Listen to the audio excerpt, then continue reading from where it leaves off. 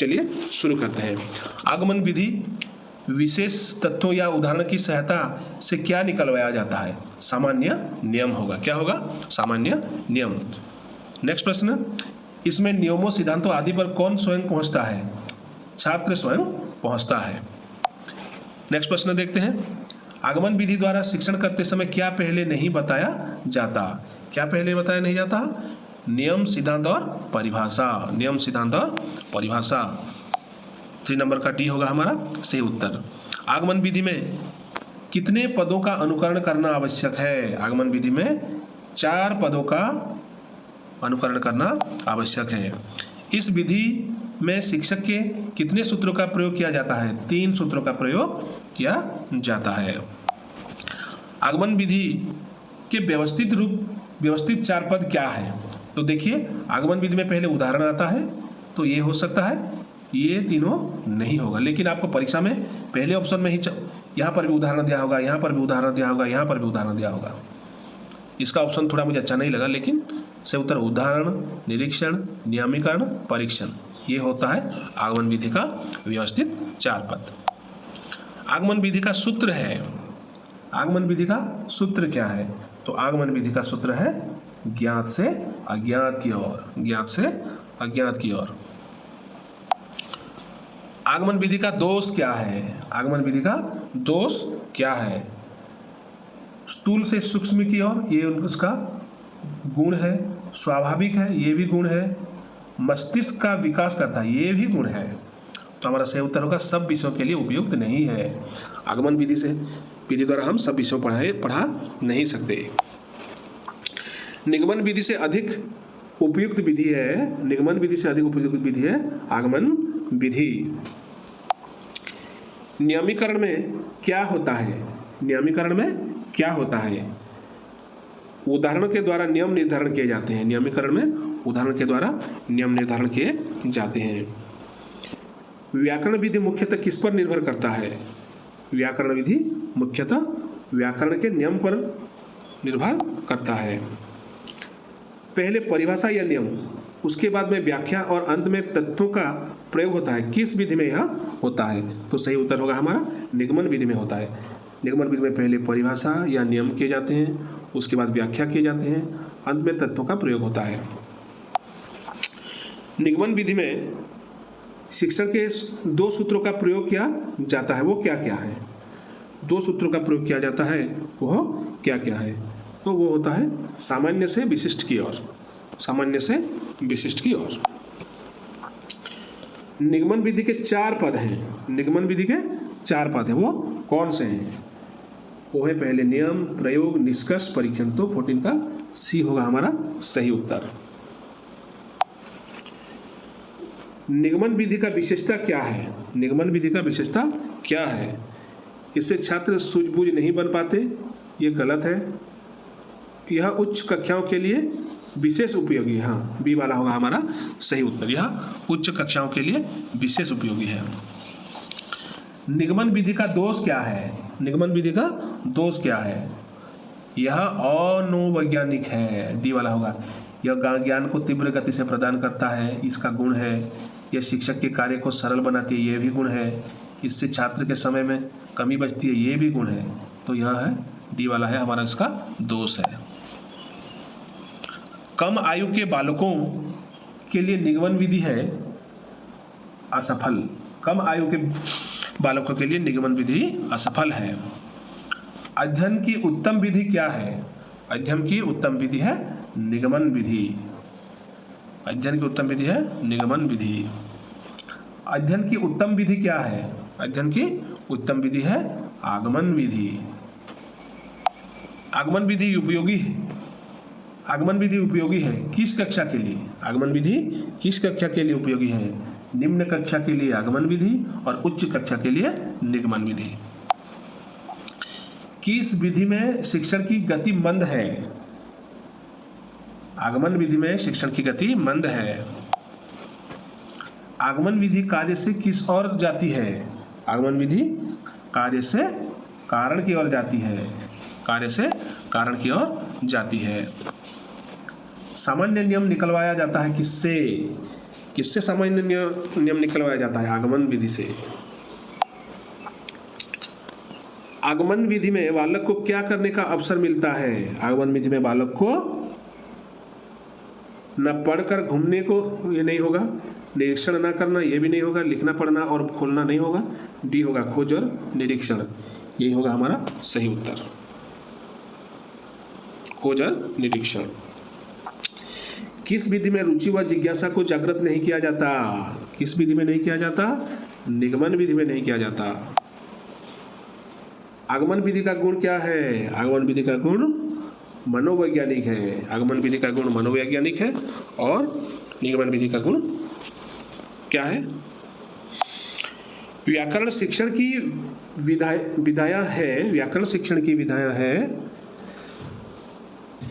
आगमन विधि, निगमन विधि दोनों, सूत्र विधि, ये तीनों है। उसके बाद तो डी होगा हमारा उपयुक्त सभी। सूत्र के भेद हैं। सूत्र के कितने भेद हैं? 8, 6, 7 और 5। तो सूत्र के कितने भेद हैं? इसका उत्तर कमेंट बॉक्स में जरूर बताएं, देखते हैं क्या उत्तर आता है। तो सूत्र के कितने भेद हैं मैं अंत में इसको बता दूंगा। अभी आप कमेंट बॉक्स में जो भी वीडियो देख रहे हैं बता दीजिए, मैं अंत में फिर से बता दूंगा। भाषा विषयों के अंतर्गत विशिष्ट उद्देश्य है। भाषा विषयों के अंतर्गत विशिष्ट उद्देश्य कितने हैं? 5, 4, 6, 3। तो हमारा सही उत्तर क्या होगा? 6 होगा। क्या होगा? 6 होगा। शिक्षण में इकाई का संप्रत्यय किसकी देन है? शिक्षण में इकाई का संप्रत्यय किसकी देन है? मोरिसन की देन है। किसकी देन है? मोरिसन की देन है। बहुत ही महत्वपूर्ण प्रश्न है। रुचि जागृत होने पर प्रेरणा मिलती है। रुचि जागृत होने पर प्रेरणा मिलती है। क्या प्रेरणा मिलती है? अधिगम। हिंदी शब्द मूलतः क्या है? हिंदी शब्द मूलतः फारसी भाषा का है। क्या है? फारसी भाषा का है। अरबी, उर्दू और अंग्रेजी नहीं है। तो क्या है? फारसी भाषा का है। अगर उत्तर गलत लगे तो आप कमेंट बॉक्स में जरूर बताएं। हिंदी का उपभाषाएं कितनी है? हिंदी का उपभाषाएं कितनी है? 5 हैं। हिंदी की उपभाषाएं 5 हैं। हिंदी की 5 उपभाषा से बोलियां विकसित हुई। कितने बोलियां विकसित हुई? 17 बोलियां विकसित हुई। The linguistic survey of India पुस्तक के लेखक कौन है? पुस्तक के लेखक हैं हमारे जॉर्ज अब्राहम ग्रियर्सन। कौन? The linguistic survey of India पुस्तक के लेखक हैं जॉर्ज अब्राहम ग्रियर्सन। हिंदी किस भाषा के परिवार से है? हिंदी किस भाषा के परिवार से है? भारोपीय। उत्तर क्या होगा? भारोपीय। भारत, ये भारोपीय दिया है लेकिन भारोपीय नहीं, भारतीय है। भारतीय है, गलत दे दिया है। भारतीय संविधान द्वारा स्वीकार की गई लिपि है। भारतीय संविधान के द्वारा स्वीकार की गई लिपि है। कौन सा लिपि है? देवनागरी लिपि। ये बहुत ही महत्वपूर्ण प्रश्न है। भारतीय संविधान द्वारा स्वीकार की गई लिपि है देवनागरी लिपि। देवनागरी लिपि मूलतः विकसित हुई है। किससे विकसित हुई है? ब्राह्मी लिपि से विकसित हुई है। देवनागरी लिपि ब्राह्मी लिपि से विकसित हुई है। विश्व के प्राचीनतम लिपि कौन सा है? विश्व के प्राचीनतम लिपि चित्रलिपि है। भारत की प्राचीनतम लिपि क्या है? भारत की प्राचीनतम लिपि क्या है? तो हमारा इसका सही उत्तर होगा सिंधव लिपि। भारत की प्राचीनतम लिपि है सिंधव लिपि। नागरी लिपि के नामांकन के कारण इसके अक्षरों का आकार मध्यकालीन स्थापत्य कला की नगरी शैली से मिलता जुलता है। देवनागरी लिपि की विशेषता क्या है? देवनागरी लिपि का विशेषता है ध्वनि एवं वर्ण में सामंजस्य। सही है। एक ध्वनि के लिए एक संकेत चिन्ह है। सही है। एक लिपि चिन्ह का एक ही उच्चारण, यह भी सही है। तो उत्तर होगा हमारा डी वाला उपयुक्त सभी। देवनागरी लिपि का दोष क्या है? देवनागरी लिपि का दोष है वर्ण वैधता, ये भी दोष है। शिरोरेखा का प्रयोग, ये भी दोष है। मात्रों का अधिक प्रयोग, ये भी सही है। तो उपयुक्त सही सभी होगा हमारा डी वाला से उत्तर। देवनागरी लिपि में सुधार के व्यक्तित्व प्रयोग किए गए हैं। किसमें प्रयोग किए गए हैं? महादेव गोविंद रानड़े द्वारा, बाल गंगाधर तिलक द्वारा, काका कालेश्वर द्वारा। तो डी होगा हमारा सही उत्तर। काका कालेश्वर समिति का गठन किया गया 1935 में। काका कालेश्वर समिति का गठन किया गया 1935 में। प्रारंभ से इस समिति का नाम क्या था? काका कालेश्वर समिति का नाम प्रारंभ है क्या था? प्रारंभ में नागरी लिपि सुधार समिति था। नागरी लिपि सुधार समिति था।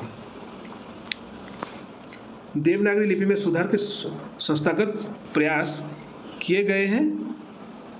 महाराष्ट्र साहित्य परिषद पुणे सही है। राष्ट्रभाषा प्रचार समिति वार्धा सही है। नागरी प्रचारण सभा कोसी सही है। तो उपयुक्त सभी डी वाला होगा सही उत्तर। काका कालेश्वर समिति ने सुधार के सुझाव दिए हैं। कितने सुझाव दिए हैं? 14 सुझाव दिए हैं। उत्तर प्रदेश सरकार के द्वारा देवनागरी लिपि में सुधार के लिए समिति का गठन किया गया। नरेंद्र देव समिति। कौन सा समिति गठन किया गया? नरेंद्र देव समिति। नरेंद्र देव समिति द्वारा प्रस्तुत सुझावों की समझी के लिए गठित समिति है। कौन सा समिति है? राधाकृष्ण समिति। भाषा के कौशल है। भाषा के क्या कौशल हैं? भाषा के श्रवण कौशल है, कथन कौशल है, पठन कौशल व लेखन कौशल है। तो डी वाला होगा उपयुक्त सभी। श्रवण के प्रकार हैं। श्रवण के कितने प्रकार हैं? यानी कि कौन सा प्रकार है? श्रवण के 3 प्रकार: अवधानात्मक श्रवण, रचनात्मक श्रवण, विश्लेषणात्मक श्रवण। तीनों सही है। तो डी होगा हमारा सही उत्तर। संश्लेषण विधि में सिखाने की प्रक्रिया क्या है? वर्ण शब्द व्याख्या, ये वाला ही सही उत्तर है। शब्द दर्शन साधन है। शब्द दर्शन साधन कौन है? ऑडियो वीडियो जो बोलते हैं हम, ऑडियो वीडियो एड्स जो बोलते हैं, चलचित्र। देखो चित्र तो नहीं, सिर्फ चित्र नहीं होगा, चित्र विस्तारक नहीं होगा, रेखा चित्र नहीं होगा, तो चलचित्र दोनों है, ऑडियो वीडियो दोनों है। चलचित्र यानी कि सिनेमा, मूवी। मूवी तो नहीं बोल सकते हम, हाँ कह सकते हैं, टीवी में जो देखते हैं। ध्वनात्मक विधि में सर्वप्रथम सिखाए जाते हैं, क्या सिखाए जाते हैं? स्वर सिखाए जाते हैं। ध्वनात्मक विधि में सर्वप्रथम स्वर सिखाए जाते हैं। आगमन विधि में छात्र अग्रसर होता है। कैसे अग्रसर होता है?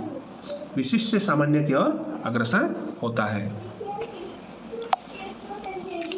व्याकरण की शिक्षा का आरंभ कब करना चाहिए? व्याकरण की शिक्षा का आरंभ कब करना चाहिए? बालक के स्कूल आने पर नहीं, वाचन पर अधिक होने पर नहीं, भाषा पर अधिक होने पर, या लेखन पर अधिकार होने पर। भाषा पर अधिकार होने पर।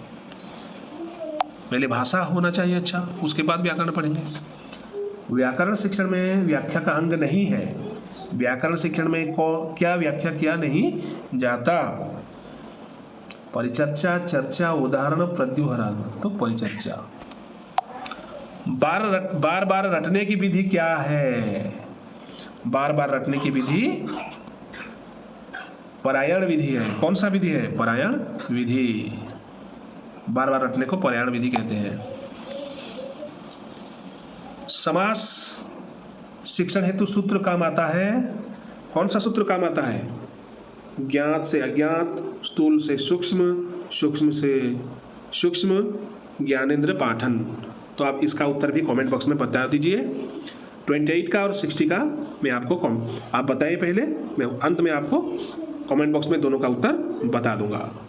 जो भी जानता हो बता दीजिए। और आप, मैंने ये जो वीडियो बनाया आप इसको अच्छे से पढ़िए। कोई लाइक सब्सक्राइब नहीं चाहिए, वो आपकी इच्छा है, आप करें या ना करें। तो वीडियो को देखने के लिए धन्यवाद।